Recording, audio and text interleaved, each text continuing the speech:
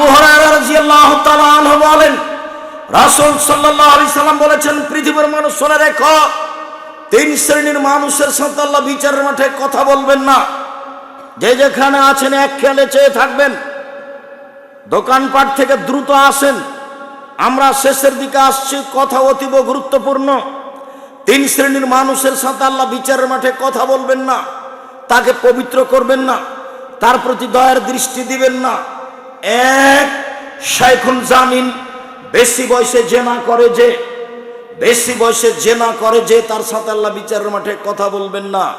দুই, মালিকুন কাযাব, মিথ্যুক দায়িত্বশীল, মিথ্যুক হেড মাওলানা, মিথ্যুক হেডমাস্টার, মিথ্যুক প্রিন্সিপাল, মিথ্যুক ভাইস চ্যান্সেলর, মিথ্যুক জেল সুপার, মিথ্যুক মেম্বার, মিথ্যুক চেয়ারম্যান, মিথ্যুক ওসি, মিথ্যুক টিওনো, মিথ্যুক ইওনো, যারা যেখানে মিথ্যা কথাই দায়িত্ব পালন করবে, আল্লাহ বিচারের মাঠে তার সাথে কথা বলবেন না, সে যত বড়ই পরহেজগার হোক না কেন। হাদিস বুখারী মুসলিম। মিথ্যা ভয়াবহ জিনিস। এক, বেশি বয়সে জেনা করে যে। দুই, মিথ্যা কথায় দায়িত্ব পালন করে যে। তিন, টাকনুর নিচে পায়জামা প্যান্ট লুঙ্গি পরে যে। আমিও অবাক হই, আচ্ছা একটা লোক টাকনুর নিচে প্যান্ট পরেছে, আচ্ছা পরেছে তো কি জেনা করেছে? না। আচ্ছা একটা লোক টাকনুর নিচে প্যান্ট পরেছে ও কি কাউকে হত্যা করেছে? না। একটা লোক না হয় টাকনুর নিচে প্যান্ট পরেছে সে কি সুদ ঘুষ খেয়েছে? এত বড় পাপ কেন? এই জন্য যে মনের সাথে জড়িত। এটা কিসের সাথে? মনের সাথে। এই কথাটা আবার বুঝিয়ে বলার জন্য আর একটা হাদিস পড়ি, এদিকে দেখেন। চার শ্রেণীর মানুষ জাহান্নামে যাবে। এক, বাপ মাকে মানে না যে, মায়ের পায়ের নিচে জান্নাত, এটা ঠিক হাদিস। মায়ের দিকে সোনজরে তাকালে কবুল হজের সমান নাকি হবে, এটা জাল হাদিস। মায়ের পায়ের নিচে জান্নাত, এই কথাই ঠিক। একদিন তুমি ছিলে তোমার মায়ের কোলে, এখন তোমার মা তোমার কোলে। বিকেলে এসে দেখছো তোমার মা বিছানে পেশাব করেছে, দুর্গন্ধে ঢোকা যায় না। যখন তুমি তোমার বউকে বলেছো, তুমি আমার স্ত্রী, আমার মায়ের কাপড়টা সাফ করনি, তখন তোমার স্ত্রী বলছে, যাও তোমার মাকে তুমি দেখো গা। তোমার মা অকথ্য ভাষায় গালি দেয়, আমি তোমার মাকে দেখবো কেন? ও দেখবে না, এই কথাই ঠিক। তোমার বোনেরা শ্বশুর বাড়ি চলে গেছে, এই কথাই ঠিক। তাহলে কি এখন তোমার মা এই বিছানে পড়ে থাকবে পেশাব নিয়ে? পেশাব পরিষ্কার করবে তুমি, পায়খানা পরিষ্কার করবে তুমি, তোমার মাকে গাও ধুয়ে দিবে তুমি, মুছে দিবে তুমি, কাঁধে করে মেডিকেলে নিয়ে যাবে তুমি, কাঁধে করে বাড়ি নিয়ে আসবে তুমি, কাপড় পাল্টে দিবে তুমি, গোসল করিয়ে দিবে তুমি। একদিন তুমি ছিলে তোমার মায়ের কোলে, এখন তোমার মা তোমার কোলে। তোমার মা যা করেছে তুমি তার চেয়ে বেশি করো। সেদিন তোমার মা আদর করে একটা কথা বলছিল, অত পেশাব করিস কেন রে? আদর করে ছেলেকে বলছিল, আব্বু অত পেশাব করো কেন? একটু গায়ে আঘাত দিয়ে বলেছিল, আব্বু অত পেশাব করো কেন? এখন তোমার মাকে তুমি একটু মজাক করে বলতে পারবা না, একটু তৎ করে বলতে পারবে না, কি যে করি, ঘর বাড়ি একবার গন্ধে থাকা যায় না, এ কথা তুমি নাক সিটকানি দিয়ে বলতে পারবা না। বললেই জাহান্নাম ঘোষণা হবে। যতদিন আমি বিদেশে যখনই বক্তব্য দিয়েছি, তখনই লোকগুলোকে বলেছি, দেখো গো, স্ত্রীর নামে অ্যাকাউন্ট খোলো না। মায়ের সাথে খুব গন্ডগোল, বাপের সাথে গন্ডগোল, সেজন্য বিদেশে গেছে। অ্যাকাউন্ট কার নামে খুলেছে? স্ত্রী নামে খুলেছে। তো 5 বছর পরে দেশে এসেছে, এখন এসেছে যে কয়দিন পরে স্বামী আসবে, এতদিন পর্যন্ত টাকা তো নিজের কাছে রেখেছে। আসার কথা শুনে বাড়ি থেকে টাকা পয়সা নিয়ে পালিয়ে গেছে। নারী হলো 3 জানের বড়ি, তুমি চিনতে পারোনি তোমার বউকে। এখন তুমিও কাঁদো, তোমার মাও কাঁদে, তোমার বাপও কাঁদে, এখন তোমরা 3 জন একসাথে। তোমার মা যতই উল্টা হোক, তোমার মা তোমাকে গালি দেয়, এ কথাই ঠিক। বয়স বেশি হলে গালি দেবে, এ কথাই ঠিক। তোমার মা তোমার ছেলেকে আদর করে না, তোমার বোনের ছেলেকে আদর করে, এ কথাই ঠিক। তুমি কালকে দেখবা একটা বড় মাছ কিনে নিয়ে যাও, দিয়ে তোমার বোনের ছেলে খেতে বসবে, তোমার ছেলে খেতে বসবে। এবার তোমার মা মাছ তুলে দিয়েছে, দেখবা বড় টুকরাটা তোমার বোনের ছেলে এতে দিয়েছে, থালিতে দিয়েছে। দেখিও তুমি কালকে পরীক্ষা করে, তোমার মা তোমার বোনের ছেলেকে বেশি ভালোবাসে। টাকা দাও তুমি, আর ভালোবাসে বোনের ছেলে, অবাক দুনিয়া। তুমিও তাই করবে একটু পরে। তুমি যখন বয়সের হয়ে যাওয়া, তখন দেখবে যে তোমার মেয়ের ছেলেপিলে তোমার কাছে ভালো ছেলের ছেলেপিলের চেয়ে। পোতা পুতিনি ভালো লাগে না, নাতি নাতিনি ভালো লাগে। এটা পৃথিবী, এরকমই হবে। দেখবে মাটির উপরে সবচেয়ে খারাপ মানুষ মা, এরপরে মুখ খুলতে পাবা না, মুখ খুলতে পাবা না। বাপ মাকে মানে না যে জাহান্নামে যাবে সে। 2 জুয়া খেলে যে জাহান্নামে যাবে সে। 3 খোটা দেয় যে জাহান্নামে যাবে সে। 4 নিয়মিত বিড়ি তামাক জর্দা সিগারেট গুল নেশাদার দ্রব্য খায় পান করে যে জাহান্নামে যাবে সে। এই হাদিসের 4টার মধ্যে একটা নিয়ে কথা, খোটা দেওয়া। খোটা দেওয়া কি জিনিস? উন্না দেওয়া। উন্না দেওয়া কি জিনিস? ওই লোকটা গরিব মানুষ আমাকে বলছে যে ভাইজান আমার 10,000 টাকা আছে, আর 5,000 টাকা হলে একটা ভ্যান কিনতে পারি। তো গরিব মানুষ নিয়ে যা 5,000 টাকা, ভ্যান একটা কিনেছে। তা আমি বলছি এই আহমদ কালকে সকালে আসিস, তোরে একটু আমি বাজারে যাব। আসেনি, বিকালে দেখা। এই বেটা তোকে কালি 5,000 টাকা দিনের তুই ভুলে গেলি, এই নাম খোটা দেওয়া। মনটা চাচ্ছে ওকে একটু বলি, এই জন্য মহাপাপ না। কথাটা আমি বুঝাতে পারলাম না। ওই লোকটা যে ভ্যান নিয়ে আসেনি, এখন আমার মনটা চাচ্ছে না যকে কিছু বলি। কথা কি বুঝা যায় না নাকি? এখন আমার মনটা চাচ্ছে যে ওকে কিছু বলি, এরই নাম খোটা দেওয়া, এরই নাম মনে চাওয়া। এই জন্য টাকনো নিচে প্যান্ট পরলে এরকম অপরাধ। মানে ওটা মনে চাই। যদি টাকনোর উপরে থাকে তাহলে স্ত্রী বলবে কেন জানি কেমন কেমন লাগে, ঠ্যাঙ্গা ঠ্যাঙ্গা লাগে, তুমি একটু নিচে করো তো। বেটি বলবে আব্বু প্যান্টটা উপরে থাকলে কেন জানি ঠ্যাঙ্গা ঠ্যাঙ্গা লাগে, একটু নিচে করেন তো। সবাই দেখি একদিকে, আমি দেখি একাই একদিকে। আব্দুর রাজ্জাক সাহেবের কথা শুনে তার পাল্লায় পড়ে প্যান্টটা কেটে দেখছি লজ্জার শেষ নাই, সবাই খালি নিন্দা করে। কত হাজারো লাখো মানুষ প্যান্ট কেটে চলছে, লাখো মানুষ। একদিন বিমানবন্দরে হঠাৎ একটা লোক এসে বলছে আপনি অত শক্ত করে কথা বলেন কেন? প্রয়োজন সেজন্য বলি। না, নরম করে বললে হবে। হবে না এই জন্যই বলি। না, নরম করে বললে হবে। না, নরম করে বললে হবে না এই জন্যই বলি। যখন খুব চিৎকার দিয়ে বলছে তখন আমি বলছি এখন বিমানবন্দর জরিপ করা হোক, বাংলা ভাষায় যারা বক্তব্য দেয় সবচেয়ে কার কথা মেনে বেশি চলে মানুষ, আমি যদি বেশি না হয় আমি আর জীবনে বক্তব্য দেব না। তখন লাফ দিয়ে উঠে বলছে আপনার বক্তব্যে আমি পরিবর্তন হয়েছি। সত্য সত্যই, শক্ত কথা না হলে আপনার কথা আমিও মানতাম না। আসলে আমার একটা স্বাদ মেটালাম, কোনোদিন যদি আপনার সাথে দেখা হয় আমি এইভাবে বলবো, এই জন্য বললাম। কোনোদিন আল্লাহ রাসূল কণ্ঠস্বরে বক্তব্য দেননি। যেগুলো নাজায়েজ তার মধ্যে কণ্ঠস্বরে বক্তব্য দেওয়া নাজায়েজ। বক্তব্যের গতি দেখেন, এদিকে দেখেন। খাতাবা, যখন আল্লাহ রাসূল বক্তব্য দিতেন ও আমার তাই না, 2 চোখ লাল হয়ে যেত। ওয়াস্তাদা গাজাবহু, তার রাগ বেশি হয়ে যেত। ওয়ালা সাউতহু, কণ্ঠ উঁচু হয়ে যেত। কান মনজরে যায়, যেন তিনি সৈন্যদলকে ধমক দেখাচ্ছেন, এই করতে হবে সেই করতে হবে। এটা ছিল বক্তব্যের গতি। হাদিস বুখারী মুসলিম। জাতির সামনে হোমসি খেলে আসেনি, কথা ফিরিয়ে নিতে হবে এই হিসাবে কথা বলিনি। তবে আমি মানুষ, জাতির যদি রাস্তাঘাট করে দিতে পারি, জাতির যদি রাস্তাঘাট করে দিতে না পারি, জাতির যদি স্কুল কলেজ করে দিতে না পারি, জাতিকে চূড়ান্ত সঠিক ধর্ম দিতে পারবো ইনশাআল্লাহ। ধর্মের ব্যাপারে জাতিকে ফাঁকি দিয়ে পরকাল হারাতে রাজি নই।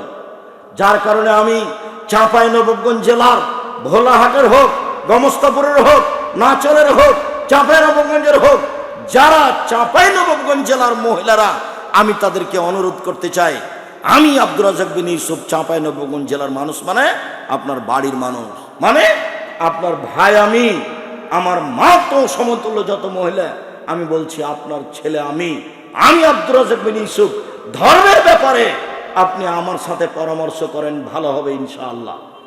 আমি আপনার ছেলের চেয়ে বিদ্যা বেশি রাখি না, তবে আমি চর্চা করি বেশি। আমার কাজ হলো ফতোয়া লেখা, আমার কাজ হলো চর্চা করা, আমার কাজ হলো শিক্ষকতা করা। আমার শিক্ষকতাই পেশা। লেখালেখি পরে এসে যোগ হয়েছে, বক্তব্য পরে এসে যোগ হয়েছে, ফতোয়া পরে এসে যোগ হয়েছে। এগুলো আমার কাজ ছিল না। আমি নাচল মাদ্রাসার ছাত্র, একটানা 8 বছরের, একটানা 8 বছর মৌলানা শীষ মোহাম্মদ সাহেবের ভাত নিয়ে গেছি আমি। আগামী 20শে মার্চ যদি অনুকূলে থাকে পরিবেশ, নাচলে আসবো ইনশাআল্লাহ। নাচল মাদ্রাসার একটানা 8 বছরের ছাত্র আমি। মাওলানা শীষ মোহাম্মদ মাওলানা আতাউল্লাহর দুপুরের খাবার নিয়ে যেতাম আমি। সম্মানিত দিনী ভাই বোন, আমি বলছি উপস্থিত বৈঠকের মুসলিম বোন, আপনাকে ওই লোক যে বিদ্যা শিখিয়েছে সেটা ভুল, ওই মহিলা যেটা শিখিয়েছে সেটা ভুল। মাগরিবের পরে 6 রাকাত সালাতুল আওয়াবিন পড়া নাজায়েজ বিদআত, চলবে না, 2 রাকাত পড়তে হবে। সালাতুল আওয়াবিন হচ্ছে 11টার সময়। মহিলা বৈঠকে আপনাকে বলেছে, বুবু যখন তুমি নামাজে দাঁড়াবা বুবু, তো 2 পায়ের গোড়ালি জমা করে নিও বুবু, 2 পায়ের গোড়ালি যদি ফাঁকা রাখো বুবু, লজ্জাস্থানের যোগাযোগ বুবু মাটির সাথে হবে, মাটি অভিশাপ করবে। বুবুর সব কথাই নাকি বুখারীতে আছে, একবারে মিথ্যা কথা। বুবু শাড়ি পরে যদি নামাজে দাঁড়াও বুবু, তাহলে ল্যাঙ্গট পরিও, নইলে লজ্জাস্থানের যোগাযোগ বুবু মাটির সাথে হবে, মাটি অভিশাপ করবে। আরে বুবু মিথ্যা কথা বলেছে, কিয়ামত পর্যন্ত মিথ্যা, 1-2 দিন নয়। বুবু যখন সিজদা করতে যাবা বুবু, তখন হাতি যেমন মাটিতে পড়ে যায়, মাটিতে পড়ে গিয়ে বুককে উরুর সাথে লাগিয়ে আঁটো সাঁটো হয়ে সিজদা করিও বুবু।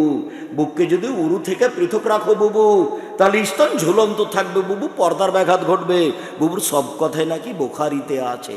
আরে বুবু শাড়ি পরে আছে, ব্লাউজ পরে আছে, গায়ে চাদর আছে, তবু পর্দার ব্যাঘাত ঘটলো, পর্দা কি পাগল হয়ে গেছে? আপনার বক্তব্য আমি তলিয়ে দেখেছি, তাতে আমার তদন্তে 70% মিথ্যা আছে। এই জেলা ওই জেলা বক্তব্য দিয়ে বেড়াচ্ছেন আপনি ফিরে আসেন, ভুল হচ্ছে আপনার। আমি আব্দুর রাজ্জাক বিন ইউসুফ আপনার কাছের মানুষ, আপনার দিনী ভাই, আপনার জেলার মানুষ, আমি আপনার বাড়ির মানুষ। আপনাকে আমি দিনের ব্যাপারে পরামর্শ দিতে চাই। জাতির যদি রাস্তাঘাট করে দিতে না পারি, জাতির যদি স্কুল কলেজ করে দিতে না পারি, জাতিকে চূড়ান্ত সঠিক ধর্ম দিতে পারবো ইনশাআল্লাহ। স্কুল কলেজ করতে পারি না মানে, এদেশের মাটিতে সবচেয়ে বাংলা ইংরেজি আরবি শিক্ষার বড় মানের প্রতিষ্ঠান জামিয়া সালাফিয়া। জামিয়া সালাফিয়া ডাঙ্গিপাড়া পবা রাজশাহী 26 বিঘা জমির উপর অবস্থান করে।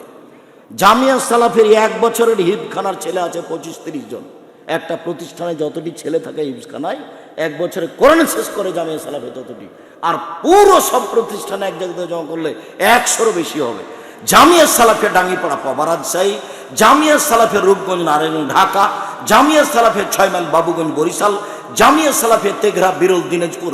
4,500 ছেলে মেয়ে পড়াশোনা করে। 250 জন শিক্ষক শিক্ষিকা আছেন যাদের প্রতি মাসে বেতন লাগে 30 লক্ষ। কিভাবে হয় সেটা আমিও জানি না, হচ্ছে এটা আমি দেখতে পাচ্ছি। তবে আমি আপনার বাড়ির মানুষ, আমি চাঁপাইনবাবগঞ্জের মানুষ। সম্মানিত দিনী ভাই বোন, ডাঙ্গিপাড়াতে একটা মসজিদ আছে 90% জমির উপরে, যার একতলাতে 3000 মানুষ একসাথে সালাত আদায় করতে পারবে। জমি 90%, যার 4 তলার কাজ চলছে। জামিয়া সালাফের রূপগঞ্জ নারায়ণগঞ্জে একটা মসজিদের কাজ আরম্ভ হয়েছে 200 শতক জমির উপরে, মানে 6 বিঘা প্রায়, খালি মসজিদের জন্য, যার একতলাতে 10,000 মানুষ একসাথে সালাত আদায় করতে পারবে। জামিয়া সালাফের রূপগঞ্জ নারায়ণ 51 বিঘা জমির উপরে, পূর্বাচল 21 নম্বর সেক্টরের সাথে লাগা। আমি আপনার বাড়ির মানুষ, আপনাকে আমি অনেক ভালোবাসি। আপনি আমার সাথে পরামর্শের উপর চলবেন, এটাই ভালো হবে। দিনাজপুরটা 20 বিঘা জমির উপরে। এই ছেলে এক খেয়ালে চেয়ে থাকা, আমি কথার শেষের দিকে চলে আসলাম। একটা লম্বা হাদিস আমি শুধু খালি বলে যাচ্ছি, দেখাটা আমার দিকে হতে হবে, না একটু 19-20 হয়ে গেলে বুঝতে পারবে না। সেখানে একটা মিথ্যা কথা আছে। আল্লাহ নবী যখনই ফজরের সালাত আদায় করতেন, তখনই সাহাবীদের দিকে মুখ করে বলতেন, তোমরা স্বপ্নে কিছু দেখেছ? কেউ যদি কিছু দেখতো তাহলে স্বপ্নের তাবির করে দিতেন। একদিন সকালে বললেন, তোমরা কেউ কিছু স্বপ্নে দেখেছ? আমরা বললাম জি না। সাহাবীগণ বললেন, জি না, আমরা স্বপ্নে কিছু দেখিনি। তখন তিনি বলছেন, আরে শোনো শোনো, আমি স্বপ্নে দেখলাম 2টা লোক আসলো, আমার 2 হাত ধরলো, ধরে টেনে নিয়ে যাচ্ছে। যেতে যেতে দেখি একটা লোক বসে আছে আর একটা লোক দাঁড়িয়ে আছে। যে লোকটা দাঁড়িয়ে আছে তার হাতে একটা লোহার বাঁকা লাঠি রয়েছে। সে লোহার বাঁকা লাঠিটা তার মুখের ডান দিকে ঢোকাচ্ছে, চিরে পিছন দিকে নিয়ে যাচ্ছে, আবার বের করে নিয়ে বাম দিকে লাগাচ্ছে, চিরে পিছন দিকে নিয়ে যাচ্ছে। তো বাম দিক চিরতে না চিরতে ডান দিক ঠিক হয়ে গেছে, আবার লাঠি নিয়েছে ডান দিক চিরে ফেলছে। আমি বললাম, মহাজা, একই দৃশ্য। তারা দুইজন বললেন চলতে থাকেন। আমি কিছু না বলে চলতে থাকলাম। আস্তে আস্তে দেখি একটা লোক চিত হয়ে শুয়ে আছে, আর একটা লোকের হাতে একটা বড় পাথর আছে, মারছে মাথার উপরে। পাথরটা মাথায় লেগে মাথা ভেঙে চৌচির হয়ে যাচ্ছে, পাথরটা ছিটকে দূরে চলে যাচ্ছে। ওই লোকটা পাথর আনতে যাচ্ছে, আনতে না আনতে দেখে মাথা ঠিক হয়ে গেছে, আবার মারছে। আমি বললাম একই দৃশ্য। তারা দুইজন বললেন চলতে থাকেন, চলে পরে হবে। চলতে থাকলাম, যেতে যেতে দেখি একটা গর্ত, চুলহা, উপরের দিক সংকীর্ণ, নিচের দিক প্রশস্ত, ভিতরে আগুন জ্বলছে। দেখি নারী এবং পুরুষ উলঙ্গ অবস্থায় জ্বলছে, ধাঁধা ধাঁধা ধাঁধা ধাঁ করে উপরে চলে যাচ্ছে, জমা ধরে আছে। আবার একটু আগুন কমে গেলে আবার নিচের দিকে আসছে, আবার একটু আগুন জোর হলে ধাঁধা ধাঁ করে একসাথে জমা লেগে উলঙ্গ আছে, চলে যাচ্ছে। আমি বললেন একই দৃশ্য। তারা দুজন বললেন চলতে থাকেন। কিছু না বলে চলতে থাকলাম। যেতে যেতে দেখি একটা নদী, রক্তের নদী, নদীতে পানি নাই, শুধু রক্ত। একটা লোক রক্তের নদীর মাঝামাঝিতে আছে, আর একটা লোক পাশে আছে। যতবার লোকটা মাঝামাঝি দিকে উঠতে চেষ্টা করছে, ততবার পাথর মেরে তার মুখটাকে ভেঙে দিচ্ছে, আর আবার মাঝামাঝি দিয়ে করে দিচ্ছে। আমি বললাম এই কি দৃশ্য। তারা দুইজন বললেন চলে। চলতে থাকলাম, একটা বাগানে আসলাম, দেখি অনেক বড় একটা গাছ, গাছের পাশে একজন বৃদ্ধ মানুষ বসে আছেন। দেখি সামনে কতগুলি বাচ্চা ছেলে। দেখি একটা লোক, তার হাতে একটা লোহার লাঠি ও আগুনকে এভাবে উত্তেজিত করছে। এটা আমি দেখলাম। আমাকে একটা ঘরে নিয়ে গেল, উপরে গাছের উপরে ঘর ঢোকালো, খুব সুন্দর ঘর। দেখি ঘরের মধ্যে নারী আছে, পুরুষ আছে, ছেলে মেয়ে সব আছে। তারা আমাকে বের করে নিল, আর একটা ঘরে ঢোকালো। দেখি পরের ঘরটা আগের ঘর চেয়ে সুন্দর। দেখি সেখানে যুবক আছে আর বৃদ্ধ মানুষ আছে। আমি বললাম এই শোনো, আমি এতক্ষণ পর্যন্ত যা দেখলাম তোমরা দুজন আমাকে বলে দাও তো। তখন তারা দুজন বলছেন হ্যাঁ ঠিক আছে, আপনাকে বলে দিচ্ছি। এদিকে খেয়াল করেন, হ্যাঁ বাচ্চা, এবার খেয়াল করেন, কথা শুরু হলো। আপনি যা দেখলেন একটা লোকের মুখের ভিতরে লাঠি ঢুকিয়ে মুখের ডান দিক বাম দিক চিরে ফেলা হচ্ছিল, ও হলো মিথ্যুক, মিথ্যা কথা বলতো। আর জীবনে কোনোদিন সামান্য ব্যাপারে মিথ্যা কথা বলবেন না। আপনাকে তো আমি বলেছি 4টা কাজ করেন, মিথ্যা কথা লাগবে না। 1, হালাল রুজি, জমি চাষ করে খান। 2, 5 ওয়াক্ত সালাত। 3, কোরআন তেলাওয়াত, অন্তত সূরা ইখলাস। কয়বার? 3 বার। 4, আড্ডা পিটবেন না, দোকানে বসবেন না। দুইজন যেখানে আছে সেখানে বসবেন না।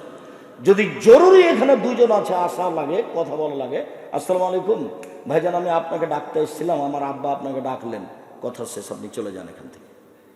কথা মনে হয় আমি বুঝাতে পারলাম না। এটা হলো সামাজিক গতি। সমাজে যেভাবে মানুষ জড়িয়ে পড়েছে, তাতে মানুষ জান্নাত কিনতে পারবে না, মানুষ ফাঁসে গেছে। এই 4টা কথা মনে রাখবেন। এই যে লোকটার মুখ ছিঁড়ে ফেলা, হাদিস কিন্তু বুখারী মুসলিম, মানে সরিষা সম পরিমাণ সন্দেহ নাই, এবং 19-20 নয়, কোনো কেসটা কাহিনী নয়। 2, ওই যে দেখলেন মাথা পাথর দিয়ে ভেঙে চৌচির করা হচ্ছে, উনি মাওলানা মানুষ। আমি বলেছি 95% জন বক্তা মিথ্যু। এখানে আরেকটা বাক্য একটু বেশি করে বলি।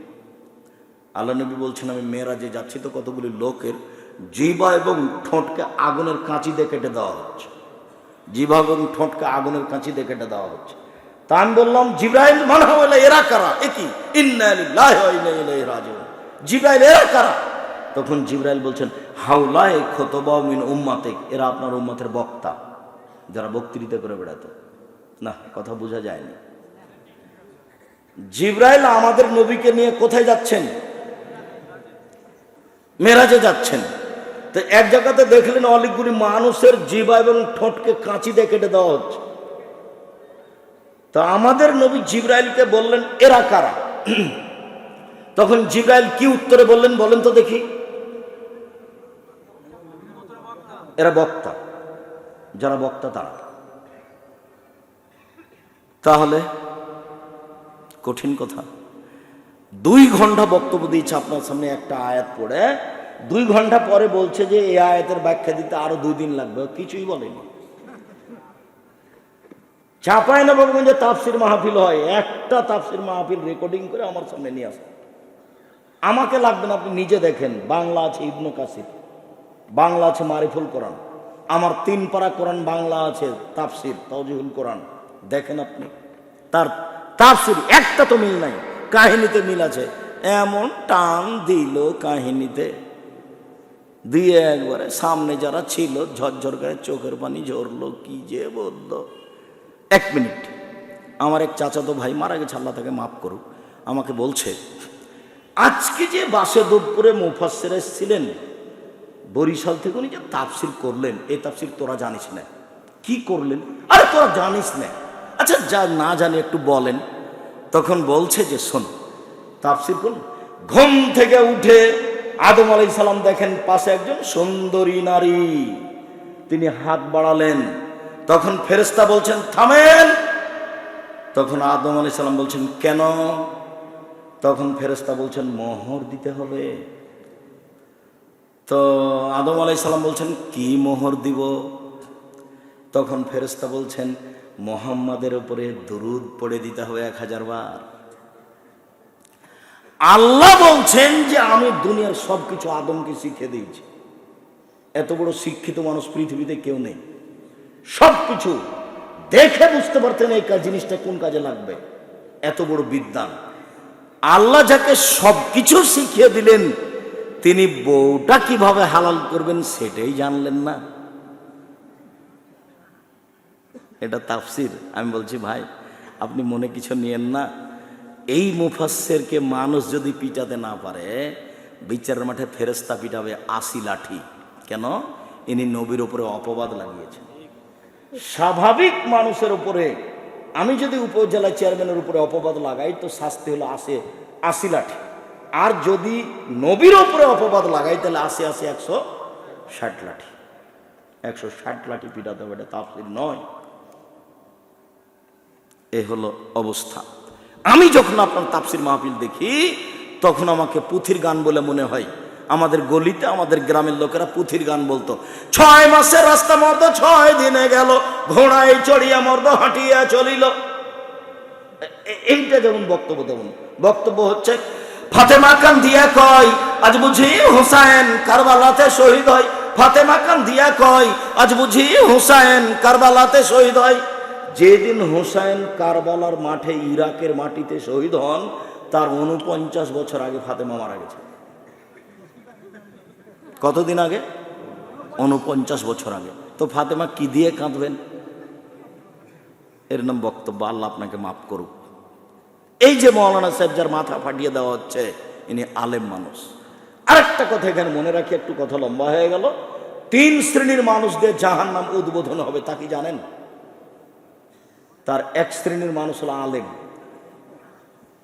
2 দানশীল, 3 শহীদ। জাযাকাল্লাহ খাইর। এই 3 শ্রেণীর মানুষদের জাহান্নাম উদ্বোধন হবে। এর মধ্যে চোর ডাকাত নেই। আলেম মানুষ ভালো, তার জন্য সবাই ক্ষমা চায়। আল্লাহ নবী বলছেন সব কিছু ক্ষমা চায়, ভালো। কিন্তু ও যদি হয় কালো তাহলে কঠিন হবে। এই জন্য আমি আপনাদেরকে বলি, মাওলানা সাহেবকে দাওয়াত দেন, তাফসীর মাহফিল করেন, আগে তাকে একটু জেনে নেন, তারপরে দাওয়াত দেন। আমি আপনার সাথে আছি, আমাকে না আপনি চিন্তা করবেন। আব্দুর রাজ্জাক আপনি এতদিন পরে ভোলাহাটে আসলেন, কতদিন থেকে পিছনে লেগে আছি। আমি আপনার বাড়িরই মানুষ, আসতে পারি না, ব্যস্ততা একটু বেশি সেই জন্য। তবে আমি আপনার বাড়ি থেকে দূরে নেই, আর আমাকে ডাকার জন্য কোনো বড় মানুষ লাগবে না, মুচিতে ডাকলেও হবে। আমি একবারই আপনার গ্রামের মানুষ, আপনার বাড়ির মানুষ। আমি আপনার মতোই চলি, আপনার মতোই থাকি, আপনার মতোই খাই। এইভাবেই যেভাবে দেখছেন এইভাবে দেশে বিদেশে এইভাবেই, বিমানে বাহিরে রাস্তাতে ঘাটে এইভাবেই। কোনো আমাকে লৌকিকতা কিছু করা লাগে না, আলহামদুলিল্লাহ। বিমানবন্দরে ঢুকলে মানুষ আমার পিছনে পিছনে ছুটে। কেউ ওই কি ওটাকে বলছে সেলফি উঠাবে সেই জন্য ছুটছে, কেউ একটু দোয়া নিবে সেই জন্য ছুটছে, আর কেউ বলে যে ভাই কি করা লাগবে বলেন, কি কোনো কাজ আছে, এইভাবে ছুটে মানুষ। একটা ভিআইপি লোক বিমান থেকে নেমেছে, নেমে ওকে বলতে হয় এই গাড়ি কোথায়, ভিআইপি গাড়ি কোথায়? আর আমি কিছুই বলবো না, চুপচাপ থাকবো। গাড়ির ড্রাইভার দৌড়ে এসে বলবো আসেন আসেন আসেন, আমি এই মান সম্মান কিনে নিনি, ওপরওয়ালা দিয়েছে। আমি ওকে বলি আমার ভুলের কারণে তুমি একে পিছন দিকে নিয়ে যায় না,